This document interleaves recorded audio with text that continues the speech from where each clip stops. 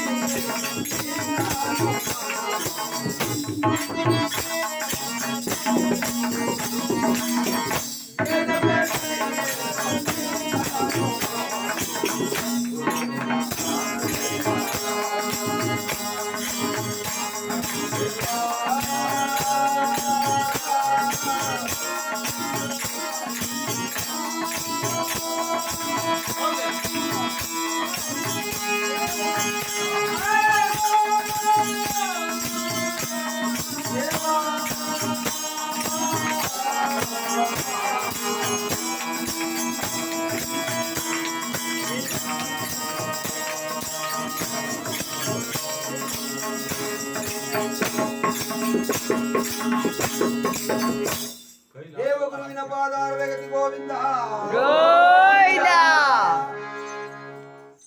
ಬೃಹಸ್ಪತಿ ಅಂದ್ರೆ ದೇವಗುರುವಿನ ವಿಚಾರವನ್ನು ನೋಡುತ್ತಾ ಇದ್ದಾರೆ. ಬೃಹಸ್ಪತಿ ಯಾರ ಮಗ ಅಂದ್ರೆ ನೋಡಿ, ಬ್ರಹ್ಮನ 10 ಜನ ಮಾನಸ ಪುತ್ರರಲ್ಲಿ ಅಂಗೀರಸನು ಒಬ್ಬ. ಅಂಗೀರಸ ಕರ್ದಮ ಮುನಿಯ ಮಗಳಾಗಿರ್ತಕ್ಕಂಥ ಶ್ರದ್ಧಾದೇವಿಯನ್ನು ವಿವಾಹವಾಗ್ತಾನೆ. ಕರ್ದಮ ಮುನಿ ನೋಡಿ, ಈ ಅಂಗೀರಸನ ಮತ್ತೆ ಈ ಶ್ರದ್ಧಾದೇವಿಗೆ ಮೊದಲು 4 ಜನ ಹೆಣ್ಣು ಮಕ್ಕಳು ಜನಿಸ್ತಾರೆ. ಆ ನಂತರ 2 ಗಂಡು ಮಕ್ಕಳು ಜನಿಸ್ತಾರೆ. ಅದರಲ್ಲಿ ಮೊದಲನೆಯವನು ಉಚಿತ್ವ, ಎರಡನೆಯವನೇ ಈ ಬೃಹಸ್ಪತಿ. ಗೊತ್ತಿತ್ತಾ? ನೋಡಿ, ಬೃಹಸ್ಪತಿ ಅಂಗೀರಸನ ಮಗನಾಗಿ ಇರ್ತಕ್ಕಂಥವನು ಗ್ರಹಮಂಡಲದಲ್ಲಿ ಅತ್ಯಂತ ಬುದ್ಧಿವಂತ ಗ್ರಹ ಇವನು ಬೃಹಸ್ಪತಿ. ದೇವಾನುದೇವತೆಗಳಿಗೆ ಗುರುವಾಗಿರ್ತಕ್ಕಂಥವನು ಬೃಹಸ್ಪತಿ. ನೋಡಿ, ಗುರುವಾಗಿರ್ತಕ್ಕಂಥ ಈ ಬೃಹಸ್ಪತಿ ಅಂಗಿರಸನ ಮಗನಾಗಿ ನವಗ್ರಹಗಳಲ್ಲಿ ಅತ್ಯಂತ ಪ್ರಮುಖನಾಗಿ ಆನೆಯಿತನ ವಾಹನ, ದೇವೇಂದ್ರನ ಮಂತ್ರಿ, ದೇವತೆಗಳಿಗೆಲ್ಲ ಗುರುವಾಗಿರ್ತಕ್ಕಂಥವನು. ತನ್ನ ಆಶೀರ್ವಾದ ಬಲದಿಂದ ಎಲ್ಲ ದೇವತೆಗಳನ್ನು ಸಂರಕ್ಷಣೆ ಮಾಡ್ತಾ ಇದ್ದಾನೆ. ನೋಡಿ, ಗುಕಾರಸ್ಯ ಅಂಧಕಾರ ರುಕಾರಸ್ಯ ತೇಜ ಉಚ್ಚತೆ ಅಂತ ಹೇಳಿದ್ದಾರೆ ದೊಡ್ಡವರು. ಗುರು ಎಂಬ 2 ಅಕ್ಷರ ಅಮೋಘವಾಗಿರ್ತಕ್ಕಂಥದ್ದು. ಗು ಗುಪ್ತವಾಗಿರ್ತಕ್ಕಂಥದ್ದು, ರು ಅಂದ್ರೆ ಹೋಗಲಾಡಿಸು ಅನ್ನೋದು ಅರ್ಥ ಕೊಡ್ತದೆ. ಅಂದ್ರೆ ರುಕಾರಸ್ಯ ತೇಜ ಉಚ್ಚತೆ ಅಂದ್ರೆ ಗುರುವಿನ ಅಜ್ಞ ಅಂದ್ರೆ ಮನುಷ್ಯರಿರ್ತಕ್ಕಂಥ ಅಜ್ಞಾನ ಅಹಂಕಾರಗಳನ್ನ ಹೋಗಲಾಡಿಸುವಂತ ಶಕ್ತಿಯೇ ಈ ಗುರು. ಗುರುವಿನ ಶಕ್ತಿ ಇಲ್ಲದ ಮೇಲೆ ನಾವು ಏನನ್ನೂ ಕೂಡ ಮಾಡಕ್ ಸಾಧ್ಯವಿಲ್ಲ. ಗುರುಬಲ ಅಂತ ಹೇಳ್ತೀವಿ. ಒಂದು ಪುಣ್ಯ ಕಾರ್ಯಗಳನ್ನ, ಶುಭ ಕಾರ್ಯಗಳನ್ನ, ಮದ್ವೆ, ಮನೆ ಕಟ್ಟೋದು ಇವೆಲ್ಲ ಮಾಡ್ಬೇಕಾದ್ರೆ ಗುರುಬಲ ಇರ್ಬೇಕಂತೆ. ಗುರುಬಲ ಇಲ್ಲದ ಮೇಲೆ ಏನನ್ನು ಕೂಡ ಮಾಡಕ್ ಸಾಧ್ಯವಿಲ್ಲ. ಒಂದು ಮನೆ ಕಟ್ಟಬೇಕಾದ್ರೂ ಅಷ್ಟೇ ಗುರುಬಲ ಇರಬೇಕಂತೆ. ಗುರುಬಲ ಇದ್ರೆ ಮಾತ್ರ ಎಲ್ಲ ಕಾರ್ಯ ನಿರ್ವಿಘ್ನವಾಗಿ ಪೂರ್ಣಗೊಳ್ತದೆ. ಅಂತಹ ಗುರು ಬಲ ಅಂದ್ರೆ ಇನ್ನೇನು ಇಲ್ಲ. ಉಳಿದ 8 ಗ್ರಹಗಳು ನಮ್ಮ ರಾಶಿ ಕುರುದಶೆಯಲ್ಲಿ ಕಾಡ್ತಾ ಇದ್ರು. ಗುರು ಒಬ್ಬ ನಮಗೆ ಫಲಪ್ರದನಾಗ್ಬಿಟ್ರೆ ಆ ಗುರುವಿನ ಉಳಿದ ಎಲ್ಲ ಗ್ರಹಗಳ ಕ್ರೂರ ದಶೆಯನ್ನು ಹೋಗಲಾಡ್ತದಂತೆ. ಇದನ್ನೇ ಗುರುಬಲ ಅಂತ ಕರೆಯುವುದು. ಇಂತಹ ಗುರುವನ್ನ ನಾವೆಲ್ಲರೂ ಕೂಡ ಪ್ರತಿನಿತ್ಯ ಗುರುವನ್ನ ಸ್ಮರಣೆ ಮಾಡಬೇಕು. ಗುರುವನ್ನ ಯಾವ ರೀತಿ ಸ್ಮರಣೆ ಮಾಡಬೇಕು? ಹೂವ ತನ್ನಿರಿ ಎಲ್ಲರೂ ಹೂವ ತನ್ನಿರಿ, ಎಲ್ಲ ಹೂವ ತನ್ನಿರಿ.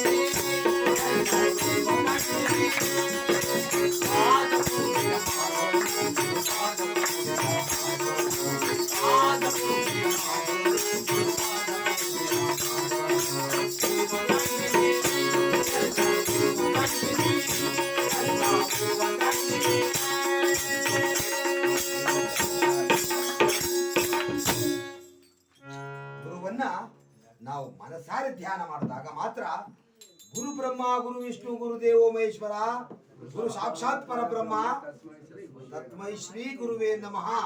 ಗುರು ಭ್ಯೋನ್ಮಹ ಅಂತಿದ್ರು, ಗುರು ಏನ್ ಮಹಾನ್ನಂಗ ಆಗೋಗಿದೆ ಈಗ ಅಲ್ವಾ? ಅಲ್ವಾ? ಇವರಲ್ವಾ ಗುರುಗಳು, ನೀವೇನು ಗುರುಗಳು ಅಲ್ಲ, ಅಂತರಿಂದ ಅಂದೆ ಅಷ್ಟೇ. ಹಾ, ಮಾತೆತ್ತಿರ ಏನೇನು ಹೇಳ್ತಿರ್ತಾರೆ ಅಲ್ವಾ? ಸುಮ್ಮನೆ ಪಾರ್ಕ ಕೂತಿರ್ತೀಯ, ಹುಡುಗರು ಬಾಲ್ ಹೊಟ್ಬಿಟ್ಟು ಬಾಲ್ ಬಂತು. ಗುರು ಗುರು ಗುರುವಿಗೆ ತಿರುಮಂತಾಕ ಶಿಷ್ಯರು ಇದ್ದಾರೆ ಅಲ್ವಾ? ತಿರುಮಂತರು ಹಾಕ್ಬಿಡ್ತಾರೆ, ಅಂತ ಭಯಂಕರವಾಗಿದ್ದಾರೆ ಈಗ ಅಲ್ವಾ? ಇಲ್ಲಿ ಗುರುವಿನ ಮಹಿಮೆಯನ್ನ ವರ್ಣಿಸ ಸಾಧ್ಯವಿಲ್ಲ ಅಲ್ವಾ? ತ್ರಿಮೂರ್ತಿಗಳ ರೂಪದಲ್ಲಿ ಗೋಚರವಾಗಿರ್ತಕ್ಕಂಥ ವರ್ಣ ಮಾತ್ರ ಕಲಿಸಿದಾತ ಗುರು ಅಂತ ಒಂದು ಕಡೆ ಹೇಳಿದ್ದಾರೆ ಅಲ್ವಾ? ಅದಕ್ಕಿಂತ ಮೊದಲು ಜನನಿಯೇ ಮೊದಲ ಗುರು. ಮನೆಯಲ್ಲಿ ಯಾರು ಅಂದ್ರೆ ತಾಯಿನೇ ಮೊದಲ ಗುರು. ಜನನಿ ತಾನೇ ಮೊದಲ ಗುರು. ಜನನಿಯಿಂದ ಪಾಠ ಕಲಿತ ಜನರು ಧನ್ಯರು ಅಂತ ಅಲ್ವಾ? ಜನನಿ ಅಂದ್ರೆ ತಾಯಿ ಆಗಿರ್ತಕ್ಕಂಥಳು ಮಕ್ಕಳಿಗೆ ಮೊದಲ ಗುರು ಆಗಿರ್ತಾಳೆ, ನಂತರ ಎರಡನೇ ಗುರು ಬಂದು ಶಾಲೆಯಲ್ಲಿ ಅಲ್ವಾ? ಹಾಗಾಗಿ ಗುರುವನ್ನ ಪ್ರತಿ ಗುರುವಾರ ಮಾತ್ರ ಪೂಜೆ ಮಾಡೋದಲ್ಲ, ಪ್ರತಿದಿನ ಒಂದು ಸಾರಿ ಗುರುವಾರ ಬಂತಮ್ಮ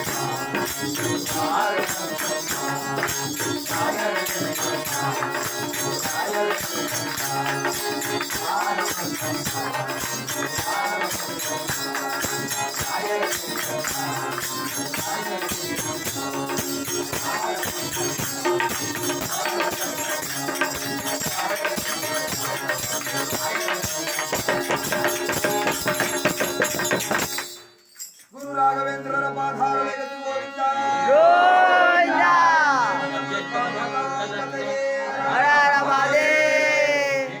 ಗುರುವನ್ನ ಮನಸಾರೆ ಧ್ಯಾನ ಮಾಡಿದ ಆದ ಪಕ್ಷದಲ್ಲಿ ಮಾನವರಿರ್ತಕ್ಕಂಥ ಶತಕೋಟಿ ಪಾಪಗಳು ಕೂಡ ಪರಿಹಾರ ಆಗ್ತವಂತೆ. ಇದನ್ನೇ ಗುರುಬಲ ಅಂತ ಹೇಳುದು. ಇಂತಹ ಗುರುವನ್ನ ಮಾನವರಾಗಿರ್ತಕ್ಕಂಥ ನಾವುಗಳು ಗ್ರಹ ಮಂಡಲದ ನೋಡಿ ಉತ್ತರ ಭಾಗದಲ್ಲಿ ಉತ್ತರಾಭಿಮುಖವಾಗಿ ಕಡಲೆಕಾಳಲ್ಲಿ ಪ್ರತಿಷ್ಠಾಪನೆ ಮಾಡಿ ಗುರುವಿಗೆ ಅಶ್ವತ್ಥ ವೃಕ್ಷ ಅಂದ್ರೆ ಹರಳಿ ಮರದ ಎಲೆಗಳನ್ನ ತಂದಿಟ್ಟು ಗುರುವಿಗೆ ಹಳದಿ ವಸ್ತ್ರ ಹಳದಿ ಸೇವಂತಿ ಹೂಗಳಿಂದ ಅಲಂಕಾರ ಮಾಡಿ ನವರತ್ನಗಳಲ್ಲಿ ಒಂದಾಗಿರ್ತಕ್ಕಂಥ ಪುಷ್ಯ ರಾಗವನ್ನಿಟ್ಟು ಜಂಬು ನೇರಳೆಹಣ್ಣಿನ ನೈವೇದ್ಯವನ್ನು ಮಾಡುತ್ತಾ ಭಕ್ತಿಯಿಂದ ಪೂಜೆ ಮಾಡಿಕೊಂಡು ನೋಡಿ ಈ ಪರಮಾತ್ಮನನ್ನ ಧರಣಿ ಗರ್ಭ ಕ್ಷಮಿಸಿ ದೇವಾನಾಂಚ ಋಷೀಣಾಂಚ ಗುರು ಕಾಂಚನಂ ಸನ್ನಿಪಂ ಬುದ್ಧಿರ್ಭೂತ ತ್ರಿಲೋಕೇಶ್ವರಂ ತಮ್ ನಮಾಮಿ ಬೃಹಸ್ಪತಿಂ ಎಂಬ ಮಂತ್ರವನ್ನು ಹೇಳ್ಕೊಂಡು ಪೂಜೆ ಮಾಡಬೇಕು. ಧನಸ್ಸು ರಾಶಿ ಮೀನಾ ರಾಶಿಯವರಿಗೆ ಇವನು ಅಧಿಪತಿ. ಯಾರು? ಸಿಹಿಯಾದಂತ ಆಹಾರ ಬಹಳ ಪ್ರಿಯ. ಸಿಹಿಯಾದಂತ ಆಹಾರ ಇವನಿಗೆ ಒಬ್ಬಟ್ಟಾದ್ರೂ ಪರವಾಗಿಲ್ಲ, ಬೆಲ್ಲದ ಪಾಯಸ ಆದ್ರೂ ಪರವಾಗಿಲ್ಲ ಈ ಗುರುವಿಗೆ. ಇಂತಹ ವಿಚಾರಗಳನ್ನ ವರ್ಣಿಸಿದಾಗ ಸತ್ಯವ್ರತ ಮಹಾರಾಜ ಬೇಷ್ ಪಡಿತೋತ್ತಮರ ಸಂತೋಷವಾಯಿತು ಅಂತ ಹೇಳಿ ಆ ಗುರುವಿಗೆ ಭಕ್ತಿಯಿಂದ ಪೂಜೆ ನಮಸ್ಕಾರಗಳನ್ನು ಅರ್ಪಿಸಿದ ನಂತರ ಇದೀಗ 6ನೇ ಪಂಡಿತೋತ್ತಮರು 6ನೇ ಗ್ರಹ ಶುಕ್ರದೇವರ ವಿಚಾರವನ್ನು ನೋಡಿಸ್ತಾ ಇದ್ದಾರೆ. ಶುಕ್ರದೇವರ ಪಾದಾರಗಳಲ್ಲಿ ಗೋವಿಂದ.